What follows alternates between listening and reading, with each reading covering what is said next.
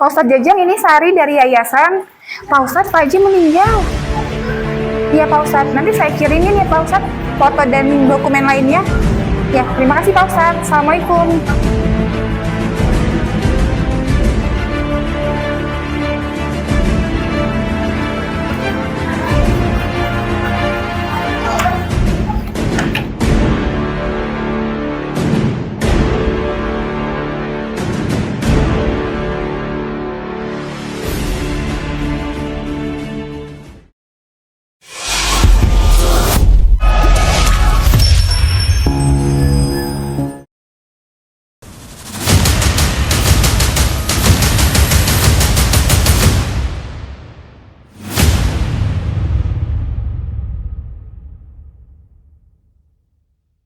Assalamualaikum warahmatullahi wabarakatuh. Salam sehat, salam sejahtera untuk kita semua. Sebelum kita menjelaskan atau mungkin mendengar langsung dari narasumber kita, kami mohon dukungan dari para pemirsa semua, selalu subscribe dan klik loncengnya. Oke, pada hari ini kita akan kedatangan narasumber baru kita, yaitu adalah Kang Ustadz Jajang ya. Beliau ini sebagai seorang ustadz yang biasa mengajar ngaji, mengajar muratolah Al-Quran, ya sebagai qori juga, bahkan bisa ruqyah juga beliau. Seperti itu. Mungkin langsung saja kita perkenalkan langsung, Kang Ustadz Jajang sudah hadir pada hari ini. Assalamualaikum Ustadz. Waalaikumsalam warahmatullahi wabarakatuh. Gimana Ustadz kabarnya? Alhamdulillah baik, sehat. Baik ya Ustadz ya. Oke, hari ini Ustadz sebagai narasumber kita, ya mungkin nanti sebelum kita bahas materi intinya ya, gitu mungkin Ustadz bisa menjelaskan aktivitas dan kegiatan Ustadz seperti apa. Tadi saya sudah coba perkenalkan pada para pemirsa, mungkin secara detailnya mungkin Ustadz bisa perkenalkan Ustadz pada kami Ustadz. Silakan Ustadz. Baik, untuk kegiatan sehari-hari saya mengajar di MTS dan di SMK. Oh, Saya SMK juga ya? Di SMK juga ya. Oke. Dan saya mengajar di bidang PAI, Pendidikan Agama Islam. Oh, oke. Dan juga kalau malam harinya saya ada pengajian bapak-bapak, ada pengajian anak-anak di rumah juga. Oh. Nah, seperti itu setiap harinya. Seperti itu. Oke.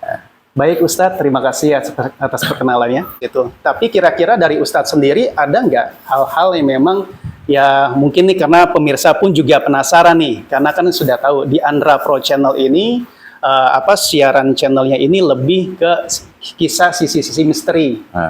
Gitu. Mungkin dari Ustadz sendiri cerita-cerita misterinya yang mungkin secara langsung atau tidak langsung yang pernah Ustadz alami mungkin bisa diceritakan ke sini gitu, biar rasa penasaran pemirsa ini ya terbayar ya, ya, gitu kan, dari cerita Kang Ustadz Jajang. Ya. Silakan Tat.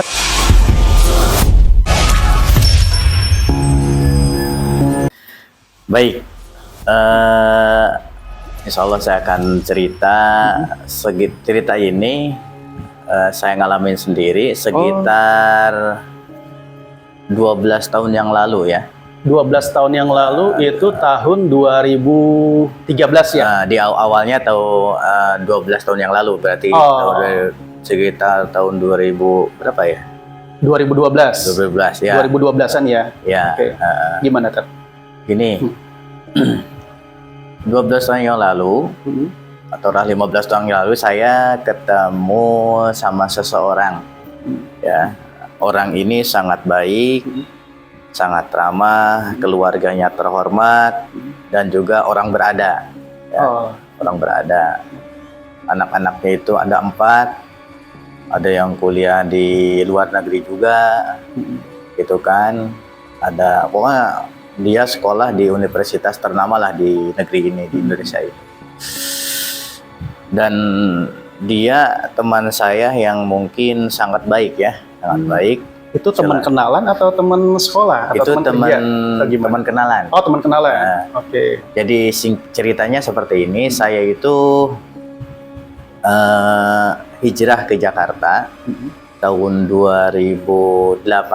2008. Tahun 2008-an saya jadi marbot masjid waktu itu. Oh, Itu kan di Jakarta. di Jakarta itu. Oke. Itu kan. Itu marbot itu masih di luar kota atau memang pas sudah sampai di Jakarta? Sudah di Jakarta. Oh, sudah di Jakarta. Ya. Oke. Dari Jakarta itu kan jadi marbot di suatu tempat, dan di masjid itu ada program dari universitas ternama di Indonesia. Yaitu programnya itu menjadi seorang mubalik atau ada kuliah mubalik lah di situ. Oke. Dan qadarullah saya kuliah di situ gitu kan, dan ketemulah sama teman saya ini. Oke. Jadi satu kuliah? Satu kuliah. Oh, satu kuliah. Kelas. Satu kelas. Oke. Satu kelas. Sahabat ya, Pak? Di kelas itu emang orang-orangnya luar biasa. Bahkan ada profesor tuh 2 orang waktu itu di satu kelas itu. Nah, karena di kelas itu mungkin saya salah satu yang paling muda, gitu kan. Dan waktu itu sholat maghrib saya suruh ngimamin waktu itu. Suruh ngimamin sholat maghrib. Ya, qadarullah dari habis ngimamin itu satu kelas itu, jadi mereka pada ngerubuni saya, pada kenalan sama saya, gitu kan, dari mana, siapa namanya saya. Nah, salah satunya teman saya ini, gitu kan. Teman saya ini, dia tinggalnya di daerah Ciledug lah, kalau salah ya, daerah Ciledug. Oke. Nah, singkat cerita, dia punya anak, gitu kan, anaknya itu anak terakhir, gitu kan. Dia anak terakhir, dan dia itu qadarullah belajar ngaji ke saya. Ya, anak terakhirnya itu waktu itu dia sekolahnya SMP kelas 3. Nah gitu. Nah, ada suatu misteri yang kita itu tidak tahu ya. Itu kan misteri tersebut terjadi kepada saya dan juga keluarga dan juga donatur, gitu kan. Donatur yang satu ini atau teman saya ini yang tadi awal yang mewakafkan tanah tersebut, gitu kan. Nah, di suatu pagi ya, saya itu dapat kiriman pesan dari dari teman atau dari yayasan lah, memperlihatkan foto. Tapi kan sempat telepon juga ya? Sempat telepon juga, gitu kan. Jadi memperlihatkan WA berisi foto, gitu kan, gambar, ada penemuan jasad, gitu kan, di suatu daerah. Jasad itu 2, gitu kan, di kali ketemunya, dan itu diinikan ke saya, dikirimin ke saya. Oh, ternyata saya walaupun nggak lihat jasadnya, tetap saya lihat pembungkus jasad tersebut. Tapi maaf Ustadz, ini Ustadz dapat informasi di WhatsApp dan telepon itu itu dari siapa informasinya? Nah, ini saya dapat informasi dari teman yayasan. Oh, teman yayasan. Teman yayasan yang membidangi pesantren tersebut.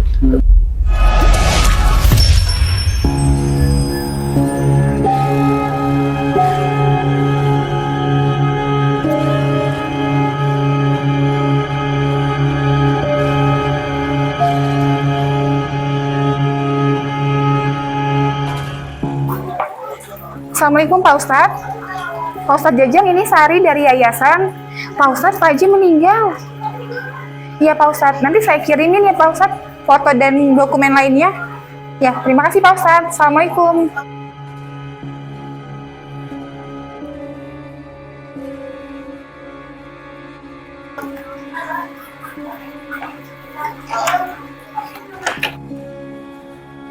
Kan saya sebagai pengajar di situ, dan ada bidang-bidang yang lain di yayasan tersebut. Oh, oke. Lanjut Ustaz. Dan saya itu sudah tahu bahwa ternyata itu benar, bahwa yang di foto itu bahwa teman saya itu yang meninggal, gitu kan. Itu teman kuliah yang perdana itu ya? Yang di Al-Azhar, yang di itu kuliahan. Oke. Itu gitu kan. Nah, setelah saya telusuri ternyata benar bahwa yang dipoto itu adalah teman saya sama istrinya. Ternyata saya telusuri lagi kenapa kok mayatnya bisa ketemu di sungai ya di daerah Jawa sana. Ternyata saya telusuri ternyata dia itu kalau bahasa kasarnya dibunuh lah ya. Dibunuh sama pegawainya sendiri ya, seperti itu. Iya. Pegawainya sendiri. Iya, atau dia supirnya lah, supir pribadinya, gitu kan. Karena di rumah itu kan dia punya supir, gitu kan, dan juga punya pembantu. Bahkan di rumah itu kan ada tempat kos-kosan juga, ya seperti itu. Nah, katanya sih kejadian mulanya itu kalau nggak salah malam Senin waktu itu, malam Senin dan hujan yang sangat lebat waktu itu, gitu kan. Tapi Ustadz kenal dengan supirnya itu? Kenal baik, oh sempat pernah ketemu sama supirnya? Supirnya itu yang mengantarkan saya ke awal di pesantren itu. Oke. Gitu ya. Saya ingat itu pakai mobil box, gitu kan. Saya diantar ke tempat yang mau jadi pesantren tersebut. Ya. Nah itu waktu itu sangat memukul perasaan saya. Itu kan motifnya apa, Tat? Kok bisa membunuh majikan ya ibaratnya ya, supir membunuh majikan sampai dengan ya menghilangkan nyawanya ya, padahal kan dia yang memberikan pekerjaan, memberikan nafkah untuk anak istrinya ya. Itu motifnya apa, Tat? Kalau boleh tahu? Kalau kata anak-anaknya sih katanya motifnya sakit hati ya. Sakit hati, tidak dipinjemin uang katanya seperti itu. Karena dia itu kan pelakunya ada 2 ya. Dua, supirnya 2 orang? Enggak, pelakunya 2, cuma pelaku utama itu supirnya. Supir, satu lagi siapa? Ya, itu adalah bekas karyawannya ya, bekas karyawan teman saya ini. Tapi dia motif berdua membunuh itu, apakah memang ada unsur sakit hati dengan bosnya dulu atau memang ikut-ikutan sama si kalau yang teman supirnya? Yang satu ini katanya diajak. Diajak. Dipaksa oleh si pelaku utama ini supaya membantu pembunuhan tersebut, katanya seperti itu. Dan bahkan pas kejadiannya itu ya, ketika dia dapat sama polisi itu, yang pelaku utamanya ditembak di tempat. Itu kan. Itu siapa? Supirnya atau temannya? Supirnya. Ya, kalau temannya yang satunya tidak diapa-apain, gitu kan. Itu seperti itu. Oke, tapi itu pada saat bersamaan atau memang terpisah nih si supir sama temannya itu? Itu bersamaan. Bersamaan. Karena ada di suatu hotel. Itu kan, di suatu tempat, gitu kan, dan langsung itu sama polisi digerebek. Dia lagi menikmati hasil curiannya, ya kan? Setelah dia dibunuh, terus kan diambil berangkasnya. Kan di dalam berangkas itu kan ada perhiasan, ada uang, itu kan ada surat-surat. Nah gitu, jadi berangkasnya dibawa, gitu kan, dan sama mobilnya juga. Nah, jadi gini. Beliau itu dibunuhnya itu pas maghrib, ya. Jadi teman saya ini kan suka ngimamin di musola karena rumahnya itu depanan sama musola, gitu kan. Dia ngimamin sholat maghrib. Nah, yang ada di rumahnya kan hanya istrinya, nah gitu kan. Mungkin dia masuk ke rumahnya, gitu kan, si pelaku ini, dan yang pertama dieksekusi adalah istrinya, gitu kan. Makanya ketika dia masuk ke rumah, yang teman saya ini, yang suaminya itu langsung dieksekusi juga dan dibungkus oleh cover bed. Dibunuhnya apa tuh, menggunakan senjata tajam atau mungkin balok atau apa? Nah itu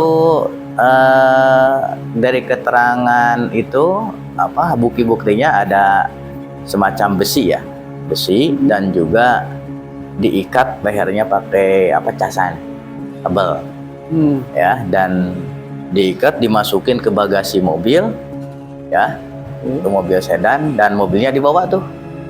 Ya, mobilnya sekalian membuang mayat tersebut yang ketemu pagi-pagi itu. Ya gitu kan. Seperti itu.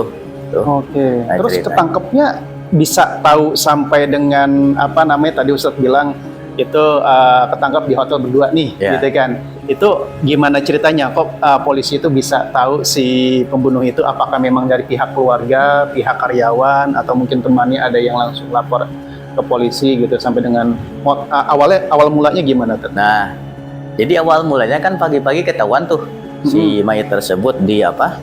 Di kali, di sungai itu ya. Nah, Oke. nah, qadarullah sungai itu kan nggak besar airnya karena nggak turun hujan. Iya. Jadi mayatnya itu nggak istilahnya nggak hanyut. Ya, Oh, jadi oke. ini sama batu-batu yang ada di sungai. Jadi ketahuan sama warga tuh, gitu kan. Otomatis kan warga rame, gitu Iya. kan, lapor polisi bahwa menemukan 2 mayit, gitu kan. Oke. Maka dibukalah dan disebarkanlah foto oleh polisi sampai ke Jakarta, sampai ke anaknya. Oh, sampai ke anaknya. Nah, Oke. fotonya itu, oh iya, Oke. kata anak itu orang tua saya, gitu kan. Nah, mungkin polisi kan menyebar juga ke polisi yang lain. Itu setiap sektor polisi kan diberitahu tahu bahwa ada kejadian seperti ini di daerah tersebut. Nah, singkat cerita, di kepolisian tersebut ada yang melaporkan saya katanya mau ada orang yang jual mobil, gitu kan. Oke. Dan ini surat-suratnya, dan saya itu katanya merasa janggal karena mobil sebagus itu mau dijual semurah itu. Mobil apa Tat, kalau Itu boleh tahu? mobil sedan Atlas ya kalau kita, Wow. itu kan. Dan Tahun berapa tuh Tat? itu tahun 2014 ya. 14-an. 14. Oke, tahun 2014. 2018. Oh, 2018. 2018. Ya. Itu kejadiannya? Kejadiannya? Ya, 2018. Itu kan. Itu 2018. Dan si yang mau beli mobil ini penasaran, maka surat-suratnya itu diperiksa di polisi, takutnya surat-suratnya itu palsu. Oh, Ya. oke. Jadi si pembeli ini sempat datang ke polisi Ya, buat memastikan ya surat bahwa ini asli ya, atau enggak. memang aspal ya. Aspal gitu kan. Oke. Ya, ternyata polisi lihat dari berita bahwa ada 2 orang mayit atas nama ini, ternyata dicocokin sama surat-surat itu. Oh, Nah, oke. maka ketahuanlah si pelakunya itu. Jadi pas ya. Pas itu, Oke. maka langsung disusul ke hotel yang tempat dia menginap. Itu kan si pelaku tersebut. Maka polisi menggerebeknya, langsung menangkapnya. Karena si pelakunya ini melawan ke polisi, maka didor langsung di situ. Gitu ya. Berarti pelaku itu ketemunya di hotel ya? Ketemu di hotel.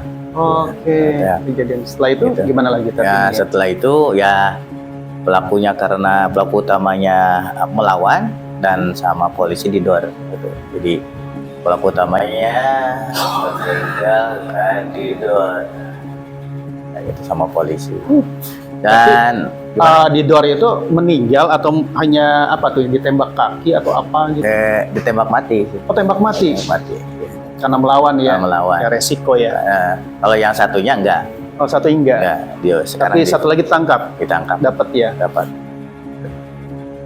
Dan setelah itu, kejadian itu kami merasa kehilangan tentunya ya, merasa belasungkawa. Teman-teman juga semuanya dari pihak yayasan yang menaungi pesantren sangat kehilangan sekali. Dan kita waktu itu takziah, nyolatin, dan menguburkan beliau, memakamkan beliau. Nah, habis sesudah itu kan saya wafatnya beliau. Nah, ini yang jadi sampai sekarang saya merinding itu kan di rumah itu terasa beda, jadi ada sesuatu yang aneh gitu kan. Tahun pada saat kejadian. Pada kejadian Pada itu, saat kejadian, gitu. ya. Sehari setelah kejadian itu di rumah itu terasa ada sesuatu yang Janggal ya. janggal. Agak janggal. Jadi teman saya ini terasa ada gitu di rumah itu. gitu kan, mau ke WC, apalagi kalau malam mau ke kamar, mau ke dapur. Jadi wajahnya itu terasa nampak Nampak di depan. nampak di depan gitu kan, itu kan.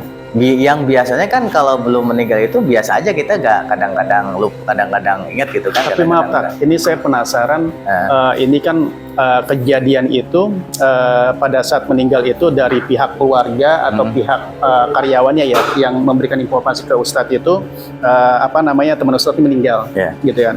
Tapi pada saat sebelum dapat informasi dari Ustadz sendiri ada rasa gimana nggak? Maksud saya apa rasa khawatir gitu, apa rasa takut gitu kan sebelum ada informasi itu, atau memang biasa aja pada saat kejadian? Oh iya, jadi sebelum ada kejadian itu, gitu kan, ya, aktivitas kita biasa, cuma ada sesuatu yang terasa hilang, ada apa gitu kan. Jadi hati itu selalu ada gundah lah gitu kan. Apa gitu kan, jadi ada sesuatu yang terasa apa ya yang hilang gitu kan. Kan kebiasaan namanya sahabat dekat ya apalagi bestie ya, kalau anak sekarang bilang bestie gitu. Itu biasanya sih ada ikatan batin gitu, pasti ada rasa-rasa yang mungkin ya nggak bisa dijelaskan ya dengan kata-kata ya, tapi memang dari hati biasanya itu yang dia bicara langsung ya. Setelah itu ya di rumah itu terasa agak angker lah gitu kalau istilah. Rumah sendiri apa rumah di pesantren? Pesantren. Berarti kondisinya Ustadz masih tinggal di pesantren ya? Oke. Oh berarti kejadian rasa kejanggal itu di pesantren, bukan di rumah pribadi ya? Bukan. Di pesantren itu terasa aneh lah gitu. Anak-anak juga emang merasa seperti itu, santri juga, gitu kan. Jadi agak sedikit mistis ya gitu sih seperti itu. Ya walaupun emang nggak ada penampakan itu, nggak ada, cuma rasanya itu beda lah, gitu kan. Gitu. Kadang-kadang kita biasanya bangun malam itu biasa aja, kita sholat malam biasa. Tapi itu ketika bangun itu kok teman saya ini terasa dia hadir, ada gitu kan. Almarhum ini, gitu kan, yang teman saya yang meninggal ini. Rasanya ada di sebelah, gitu kan, ngikutin lagi jalan gitu kan. Kalau lagi sholat terasa ada di belakang gitu. Itu setelah tahu meninggal ya. Wafat dia. Setelah 2 hari 3 hari itu ada gitu. 2-3 hari itu kerasa masih ada sama Ustadz ya gitu. Tapi selain dari Ustadz sendiri, dari teman-teman atau dari santri yang ada di pesantren itu merasakan nggak hal-hal yang sama? Nah itu sih, kalau itu mereka juga cerita ya, nggak pernah cerita tentang cerita. Mungkin ada juga sih mereka seperti ini. Itu sih pengalaman yang luar biasa ya dalam hidup saya. Temen sebegitu baiknya, gitu kan, sebegitu dermawannya, bahkan saya bisa kuliah wasilahnya dia juga, Masya Allah. Gitu kan. Anak-anaknya luar biasa, hebat-hebat, pintar-pintar. Itu sama orang masih didolimi, ya itu luar biasa. Mungkin itu saya berbagi ceritanya nih ya. Oke. Jadi memang kita nggak tahu ya orang ya biasanya orang sukses, orang maju, orang baik ya pastikan tidak semuanya itu suka ya. Itu pasti ada aja. Meskipun kita berbaik sangka, berbaik sikap, berbaik budi pekerti dengan yang lain. Ya terkadang juga orang pun ada yang terima, ada yang tidak tapi ya tetap namanya kita manusia, ya menghargai ya Tat ya, gitu kan. Apapun respon dari dari orang lain lah seperti itu. Saya berharap sih semoga Allah mengampuni dosa. Amin. Mudah-mudahan diterima amal ibadahnya dan ditempatkan di surga terbaiknya Allah. Amin. Dan saya yakin karena dia orang baik, insya Allah ahli surga. Saya nyes juga ya, maksud saya ya saya pun kalau memang punya teman sebaik itu dari wasilahnya memang dari ya mungkin dari kita belum apa-apa ya sehingga kita sudah jadi apa-apa sekarang. Kalau memang sedekat itu ya saya pribadi pun juga ya gimana ya, nyes ya, rasanya nyes juga ya Tat ya gitu. Betul. Mungkin tetap ya Ustadz, meskipun memang sudah tidak ada dari Pak Ustadz atau mungkin dari santri itu, selalu kirimkan doa ya Tat ya, selalu, gitu kan, untuk beliau ya. Bahkan sama anak-anaknya juga kalau ada Masih silaturahmi sampai sekarang. silaturahmi, kalau ada perlu, kalau ada pengajian di rumahnya saya suka datang, kalau ada tasyakuran saya juga datang juga gitu kan. Kalau ada mereka kelebihan rezeki kita juga suka kebagian juga gitu kan. Santri juga yang walaupun sekarang sudah pada alumni, mereka kadang-kadang suka kebagian juga. Jadi dari sisi ya tadi Ustadz sudah jelaskan secara sisi historinya ya, gitu kan. Kira-kira di luar itu ada nggak ya memang istilahnya, oh baru sudah mungkin itu kejadiannya hanya 1 minggu gitu kan. Setelah 1 minggu apakah mungkin di bulan depan gitu kan, ada atau pernah bermimpi beliau gitu kan, atau mungkin ada apa namanya amanah mungkin dari pihak keluarga itu, ini nggak sampai nggak ke Ustadz? Maksudnya kalau ada amanah gitu kan? Ya, amanah mungkin sebelum kejadian meninggal nih, gitu kan. Si apa namanya teman Ustadz ini ada amanah ke keluarganya atau ke karyawannya gitu kan. Ke Ustadz langsung ada titipan nggak? Nggak ada. Nggak ada ya? Nggak ada. Iya. Cuma yang dibayangin itu karena kan waktu kejadiannya itu di rumahnya ya. Jadi di rumahnya itu saya lihat itu di berita itu karena banyak darah tuh kan di rumahnya itu.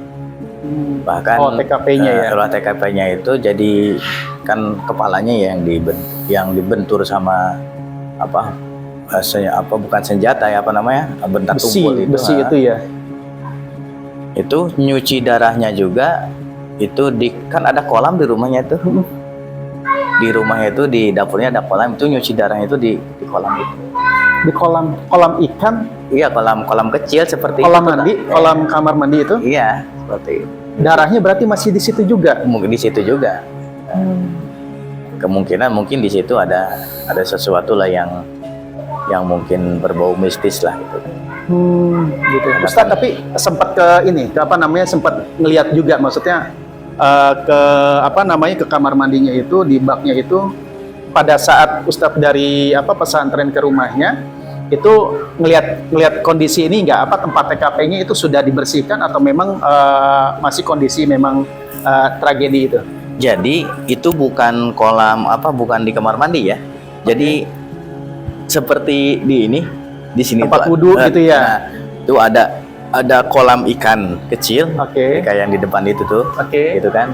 Nah itu nyuci darahnya di situ. Oh, gitu. Berarti air kolamnya itu air darahnya? Air darah gitu, luar biasa. Itu kan. Dan itu benturan yang sangat keras kan, gitu kan. Oh berarti posisi rumahnya itu pertama istrinya, baru suaminya datang gitu ya. Anak-anaknya itu pada saat kejadian itu? Anaknya itu kan sudah pada pisah ya. Oh, sudah berkeluarga, yang kuliah. Yang 3 berkeluarga, yang 1 masih kuliah. Oh, ada 4 kan. ya, ya. Itu kan yang 1 udah berkeluarga tapi ngelanjut kuliah ke negara lain, ke luar negeri. Oh, nah gitu kan. Anak-anaknya yang di Indonesia itu udah 3, yang 1 di luar negeri, jadi udah menikah, dia kuliah sama suaminya, gitu kan. Yang 1 di Jawa, gitu kan. Yang 1 di Jakarta, yang 1 di Semarang kuliah, gitu kan. Jadi waktu kejadian itu anak-anaknya nelponin, biasanya kan diteleponin tuh sama orang tuanya pagi-pagi, gimana kabar, udah pada makan belum? Nah waktu itu nggak diteleponin. Oh. Jadi penasaran kan? Anak yang telepon. Papa kemana, mama kemana? Nah sekalinya ada kabar, ya kabar itu dari kepolisian, anaknya itu luar biasa. Ya untungnya anaknya sudah besar ya, sudah berkeluarga. Kalau masih kecil, ya kesian juga ya. Nah waktu itu juga pas kejadian itu, saya sudah curiga kepada pelakunya bahwa pelakunya pasti si itu, karena ketika kan lama tuh saya kenal sama supirnya kan lama. Jadi kalau bercanda sama teman saya ini, supirnya ini kadang-kadang keterlaluan. Kalau bercanda, kalau ngobrol gitu kan. Sama bos si supirnya kadang-kadang suka keterlaluan. Berani gitu ya, berani sama bosnya gitu kan. ya. Suka berani. Gitu. Jadi mungkin karena dia sudah kenal lama ya. Jadi mungkin sama bos itu kayak sama teman gitu ngobrol itu kayak gitu. Dan saya waktu itu pas kejadian ada foto itu saya sudah tek, wah pasti pelakunya dia. Feelingnya dia ya. Feeling saya itu seperti Feelingnya dia. benar gitu kan. Dan saya pas kejadian itu ketemu sama anaknya, saya nanyain supirnya langsung. Si dia kemana gitu kan supirnya. Nah ini yang jadi pertanyaan kata anaknya. Oh. Saya juga lagi nyari-nyari gitu kan. Oke, sebelum ketangkep polisi ya. Belum ketangkep polisi. Oke. Nah, Jadi sempat buron juga sempat dia. buron juga. Oke, jadi Tapi ada indikasi. buronnya sih enggak sehari, enggak 3 hari sampai enggak 2 hari buron kalau nggak salah. Oh, itu dari kejadian itu jeda 2 hari ketangkep. Ketangkep. Jadi nggak lama. Cepet ya. Cepet. Karena dari surat mobil itu. Oh iya, jadi nyambung ya. Iya, Oke. Itu supirnya kalau boleh tahu dia kerja sama si bosnya ini sudah berapa lama? Apa lebih dari 10 tahun? Dia itu dari mulai istilahnya dari mulai ngerintis sampai besar sekitar 20 tahunan. 20 tahunan. 20 tahunan sama beliau. Balas budinya. Gitu. Tapi kalau ketemu sama saya juga baik sih emang supirnya baik. Orangnya baik ya. Orangnya baik. Ya mungkin karena udah kemasukan setan kali ya. Ya jadi berani melakukan seperti itu. Masya Allah. Baik pemirsa, tadi Kang Ustadz Jajang sudah memberikan ceritanya ya. Mungkin bisa dikatakan cerita ini lebih apa ya? Dendam ya, dendam sakit hati seorang supir kepada bosnya atau majikannya. Ya, baiknya ya kita kalau sebagai supir gitu kan sudah diberikan pekerjaan, sudah diberikan nafkah oleh si bosnya.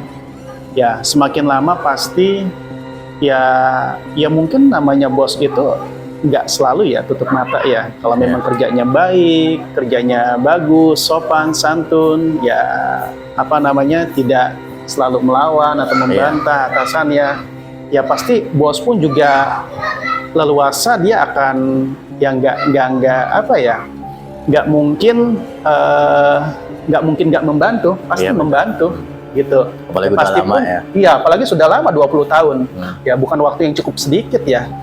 Gitu. Nah, ya harusnya kita harus bersikap baik, harus sikap lebih mendukung, mensupport ya, karena sama-sama apa namanya hidup ya, itu pun juga silaturahmi harus dijaga ya, seperti itu. Baik pemirsa, mungkin untuk sesi cerita dari Kang Ustadz Jajang itu saja yang disampaikan, atau mungkin dari Ustadz ada lagi yang mau diceritakan masih keterkaitan dengan sahabat Kang Ustadz? Untuk saat ini mungkin sekian dulu ya. Sekian ya. Oke, berarti memang sudah cukup. Oke, Ustadz, tadi Ustadz udah cerita ya, gitu kan, secara tidak langsung itu sahabat dekatnya Ustadz ya, gitu. Nah ini saya juga penasaran, saya pernah kejadian, saya waktu itu pulang kampung ya ke rumah saudara saya. Itu sama keluarga saya itu tengah malam saya diajak, namanya itu kalau di sana emang udah hobi namanya ngobor lindung, ngobor belut gitu ya. Ngobor belut itu pakai apa namanya, gergaji besi gitu, gergaji besi. Jadi kalau pada saat ngambil tuh tinggal gitu kan, diambil palai tarik gitu kan. Nah, waktu tengah malam itu saya penasaran, saya waktu itu masih kecil ya, masih SD apa SMP gitu. Saya ikut itu naik gunung, turun gunung, karena di bawah gunung itu tuh sawah-sawah itu bawa ke sana itu bawa tromak gitu, tromak gitu. Udah sampai ke sawah itu, benar, saya kira cuman cerita doang, cuman bercanda aja kan keluarga saudara saya tuh. Akhirnya saya sampai ke sawah itu, benar banyak belut. Ya belut-belut itu sih nggak besar ya, paling besar mungkin sebesar jempol, paling panjang paling ya sejengkal setengah lah gitu kan. Pada saat saya apa namanya dikasih besi itu, saya pengen coba nih, kayaknya seru juga nih, kayaknya enak nih nangkep belut nih. Ya udah saya coba, bener blok gitu kan, saya tarik, ya memang enak. Nggak tahu aja pada saat saya, wah itu ada belut lagi, pas lagi blok Saya tarik, itu kok bersisik. Saudara saya bilang, buang, itu ular katanya. Ya udah, saya lempar. Masih awam ya, gitu kan. Ya udah. Tapi pada saat sudah naik turun gunung itu, saya melewati pohon pisang dan ada batu besar. Batu besarnya itu ya bisa dikatakan kalau misalkan ini selebar tangan saya, tapi setengahnya lagi. Oh gitu. Gitu, itu belah dua. Sebelahnya pohon pisang, itu batu besar belah dua. Nah, pada saat saya lewat ke situ, saya lewat di pinggirnya kurang lebih ya sekitar 5 meteran lah, 10 meteran. Itu karena kan di samping sawah itu batu itu, di samping pohon pisang. Iya. Pada saat saya lewat ke situ, saya dengar gitu, suaranya nggak tahu suara apa, bunyi begini. Tuh, itu apa ya? Gitu kan. Itu saya doang yang dengar, apa teman sama saudara saya juga dengar. Saya tanya, itu suara apaan? Kodok. Kodok begitu, saya bilang. Ya mungkin biar saya nggak takut kali ya. Iya. Kodok gitu. Ah, kodok begitu. Diketawain sama teman sama saudara saya. Ya udah lewatin aja udah, kita cari lagi belut katanya. Ya udah selesai. Saya jalan tuh jam 12 malam. Saya pulang itu sekitar setengah 4 pagi. Tuh 3 jam kena naik gunung itu ya. Yeah. Gak berasa jauhnya, nggak taunya sampai rumah hampir subuh. Udah gitu saya tanya kan, saya penasaran. Itu yang tadi jam 1 apa jam 2 malam kita lewatin batu belah itu kodok. Kodok. Tuh kata si itu kodok. Begitu. Ya saya diketawain. Iya kata dia mah kodok, tapi itu mah kunti katanya. Suwe saya bilang. Kunti. Iya. Cuman ya udahlah, masing-masing aja gitu katanya. Yang penting ya udah kita cari namanya. Kita cari belut kan buat makan gitu kan. Karena emang enak sih belut itu buat dibakar, digoreng ya, dicocol ke sambal, enak. Itu sih pengalaman saya, Tat. Oke, baik para pemirsa semua. Semoga dalam acara ini kisah yang sudah disampaikan ini semoga bisa memberikan hikmah kepada kita semua. Dan mungkin langsung saja mungkin karena memang di awal ini kita belum ada doa, mungkin dari Kang Ustadz Jajang bisa dibantu untuk bacakan doa. Semoga acara channel kita ini makin berkah dan bermanfaat dan bisa berkembang dengan baik. Oke, silakan Ustadz. Baik. Dari hikmah dari cerita saya tadi, satu pertama yaitu ternyata kematian itu adalah sebuah misteri. Misterinya kita tidak tahu kapan kita akan mati, akan wafat.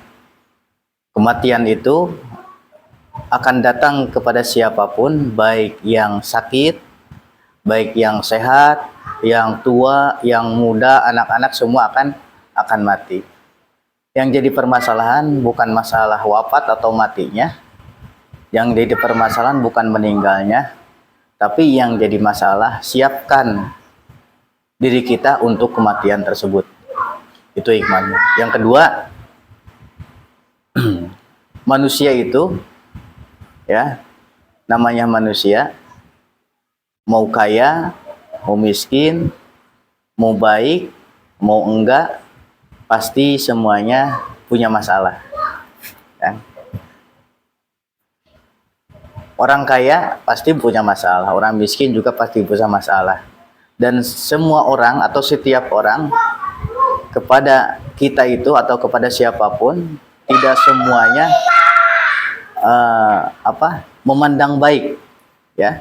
Jadi manusia itu entah orang itu baik kata kita, mungkin kata orang lain itu buruk. Jadi itikad baik atau itikad buruk itu pasti ada dalam diri seseorang, itu kan. Karena apa? Di dalam diri seseorang ada setan dan juga ada malaikatnya, itu kan. Oleh karena itu, janganlah merasa diri merasa baik, dan juga jangan merasa diri kita menjadi diri yang kurang baik. Itu hakikatnya adalah yang menilai ada Allah Subhanahu wa taala. Itu kan. Jadi siapapun kita, siapapun diri kita, tetaplah istiqomah dalam kebaikan. Adapun yang menilai itu kan hanya Allah tentang kebaikan tersebut.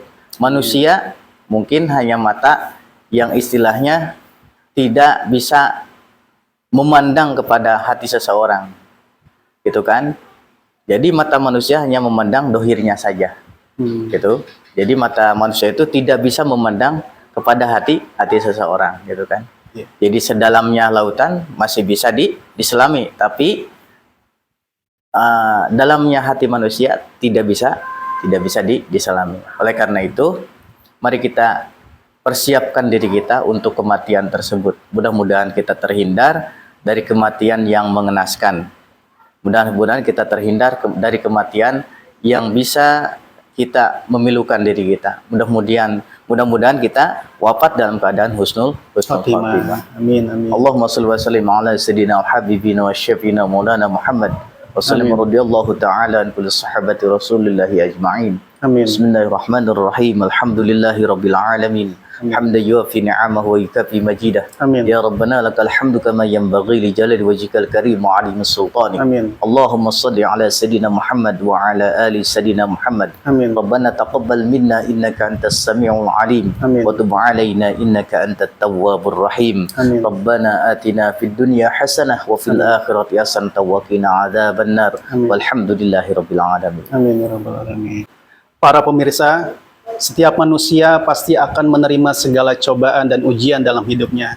Tapi kita sebagai manusia yang beriman, kita wajib bersyukur dan bersabar. Insya Allah ada jalan power of planning and action.